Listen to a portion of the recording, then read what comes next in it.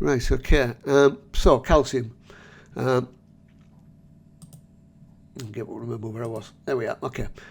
Calcium is the most abundant mineral in the body, being a key component of bones and teeth. This is the form of this molecule, calcium hydroxyapatite, which is actually found in nature as well. It's a mineral found in nature, but it's the structure of our bones in particular. And you can see from this table how important calcium is. The first four elements are among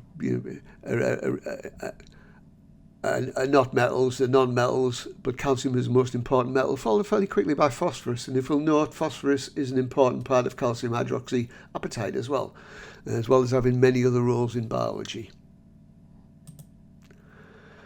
Calcium has lots of roles apart from bones and teeth. Again, any good nutrition textbook will review these for you. This down here indicates its role in the contraction of muscles, and over here in sending signals, in this case between synapses, in sending signals along nerves. So quite a significant amount in our body. So what do you think are the best sources of calcium? Pause the video and have a short think about that. Hopefully you'll be able to come up fairly quickly with a good answer. Right, okay, so it's quite a lot. We've about 1 kilogram in our bodies. And good dietary sources of calcium. Milk, cheese and other dairy foods, most obviously, with green leaf vegetables also good sources, as are fishes where you eat the whole food. Just ask Gollum. Hypocalcemia is a condition where there are lower than average levels of calcium in liquid part of the blood or the plasma. See the Merck manual link if you're interested. The Merck manual is a good source of technical information on this, so you might want to bookmark that. There's also a general link from NHS Choices. So, Merck manual here, and also a general link to NHS Choices. And of course, we pay attention to what Gollum says. And there's just a list of the amounts in various things. So I guess the question is, how do you define a glass of milk? I'm sure if you look on the carton of milk, it will give you some information about the calcium it contains in more sort of sensible units. Cheese is good as well, and a few other things. And we notice fish with bones. Calcium deficiency is very rare and probably never exists, as Gibney mentions in the textbook we've mentioned a couple of times, if you want to have a little bit more of a read on this. Should be available as an electronic version. I think there's available electronic version via the library as well as the printed version, though you do have money to buy printed textbooks, and this is one we would recommend. As you might expect, calcium requirements vary with age, especially with respect to growth and development of children. Breastfeeding also increases the amount of calcium needed in the diet, as you might expect.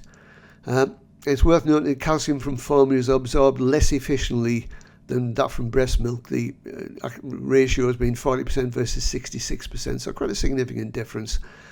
We notice no extra calcium is needed throughout pregnancy. We'll talk about this a bit more in the second year. There used to be an idea that people were eating for two when the women were eating for two when they're pregnant. We don't really think that now. As long as people are eating adequately, it should be fine. So there's the various age groups. Right, so why does it change throughout the various age groups? I'll come to that in a second. First, we'll talk a little bit about homeostasis, a word which you should be familiar with. Homeostasis refers to the ability of an organism to maintain the internal environment of the body within limits that allow it to survive. Homeostasis is widely developed in warm-blooded animals living on land, which must maintain body or temperature, fluid balance, blood pH, oxygen tension within rather narrow limits, while at the same time obtaining nutrition to provide the energy needed to maintain that homeostasis. There's lots of homeostatic systems in our bodies. Now, calcium homeostasis is the mechanism by which the body maintains adequate calcium levels in order to prevent hypercalcemia or hypocalcemia. That's too much and too little calcium, respectively. Now, we've talked about calcium being stored in bones, but it actually cycles between bones and other tissues. So the term here, mobilization, refers to the loss of calcium from bones, with deposition and absorption being the reverse process. The rates of deposition and absorption of calcium change during life. During the growth phase, when children are growing, calcium accumulates, as you might expect, the bones are getting bigger.